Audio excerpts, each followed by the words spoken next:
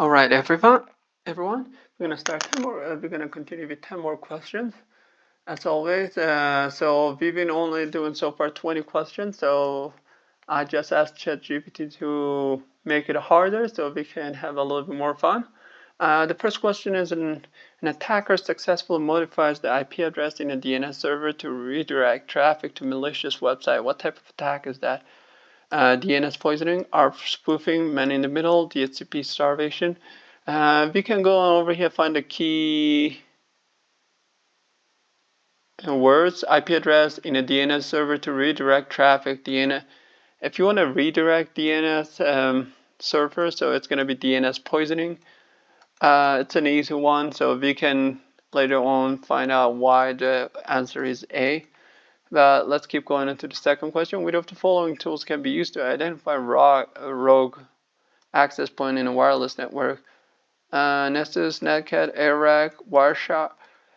If you're familiar with it, Wireshark is one of the most known open source tool that you can identify a rogue access point while wireless network or anything like that. So I will go with the Wireshark.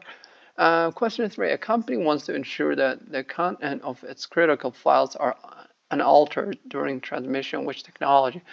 Should they use encryption, certificate authority, multi-factor authentication? So a company wants to ensure that the contents of its critical files are unaltered during the transmission.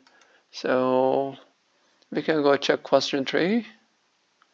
So over here for the first question, attacker successfully modify. It's called DNS poisoning. Like I said, DNS poisoning, also known DNS spoofing, involves that inserting false DNS record into DNS resolver cache, causing DNS server to return an incorrect IP address, diverting traffic to malicious. Question 3, AirRag and G. Which of the following tools can be used to identify rogue access point in a wireless network? AirRag and G is a suite of tools for assessing Wi-Fi network security, which can be used to identify such rogue access point by capturing and analyzing packages. So this one I didn't know that all I'm gonna do. So for further investigation, I'm gonna take a picture of it. Question 3. A company wants to ensure that contents of its critical files are unaltered during the which technology should they use? It's going to be digital signature. The digital signature provides a way of verifying integrity and authenticity of a message and document, ensuring it has not been altered. Right, we're going to go question 4 over here. Which of the following best describe function of a host-based intrusion detection system? So monitors network traffic for suspicious activity. Scans the email for malicious attachment, analyze system logs and files for unusual behavior, prevents unauthorized access to network. So since it's a intrusion detection system, so we can eliminate D right away, analyze system logs and files for unusual behavior. I will say intrusion detection system is more like for internet, for like network traffic, and so the only thing is related to network traffic and is monitors for suspicious activity. So since it's not say prevent, which is only monitors, which is what detection does, I will go with answer A. So question 5, which of the following will be considering a logic bomb? Logic bomb is very easy one, like you set it up certain logic, and when this logic is true, this logic bomb, which is malware, it just activates itself. So if you script that triggered by a specific date and time, which that's very likely, Trojan horse, no, this is not a logic bomb. A worm that's spreads through email attachment is not a logic bomb. There's no logic in it. And the only thing that's a logic, specific date and time is answer. It's going to be A. So which of the following protocols provides confidentiality, integrity, and authenticity of data between two communication points and is commonly used for secure web transaction? So over here, the keyword that we're gonna watch is secure web transaction. We're the only one who does the web transaction and securely. So HTTP is another web transaction, but it's not secure. So the only one has is a SSL or TLS, so which is the option D. And So what type of attack is characterized by sending multiple type of malicious packages to the same IP address and port to exhaust the server and resources? So over here, you guys can see that exhaust the server. So Smurf attack, no. Scene flow, yep, that's gonna be the answer, and we're gonna go wide. The answer is gonna be B. But ping of death, it's no, and buffer overflow is totally something different. So question 8, in a public key infrastructure, what is the role of certificate revocation list? So CRL. So it's going to be the list certificates that are no longer valid, to issue new certificates, to store encryption keys. None of those are true. So certificate revocation list is going to be the list of revoked non-valid certification. So the answer is going to be C. Question 10, which of the following can be implemented to secure control of critical infrastructure such as power plants and manufacturing?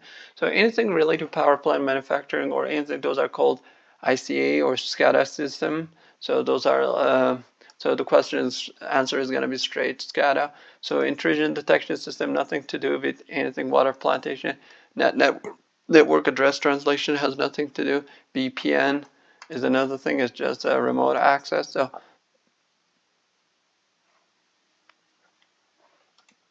the answer is going to be SCADA. So in the question 10, what is the main purpose of NIST in cybersecurity? So NIST is a nationwide information system technology. So it's mainly to provide a set of guidelines for protecting personal identifiable information. Yeah, let's keep going. To establish a comprehensive set of security policies for cloud provider. Yeah, that's another. To enhance the ability of organization to manage, reduce cyber, to enhance the ability of an organization to manage and reduce cybersecurity. This is the most general so far. This is like an umbrella covering everything so far. To create a universal standard for software development practices. There's nothing to do with software development practice. The more likely cybersecurity framework. So it's going to be cybersecurity. The answer is going to be C. So the first question answer is going to be DNS poisoning. The second one is going to be ARAC and G. So digital signature, VPAS, like a company wants to ensure that the content of the critical files are unaltered during transmission. Which technology should they use? It's going to be A, digital signature. Question 4, which of the following best describe the function of host-based intrusion detection system? Analyze system logs and files for unusual behavior, like we said.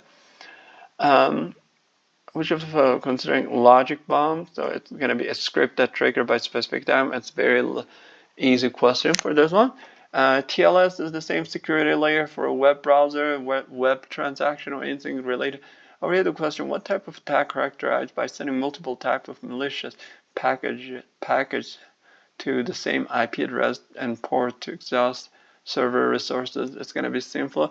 Explanation we can read over it. SYNFLOW attacks and a series of SYN requests to target the system in an attempt to consume enough server resources to make the system unresponsive and legitimate traffic. So I'll just save this one for further investigation, like all of others that I keep.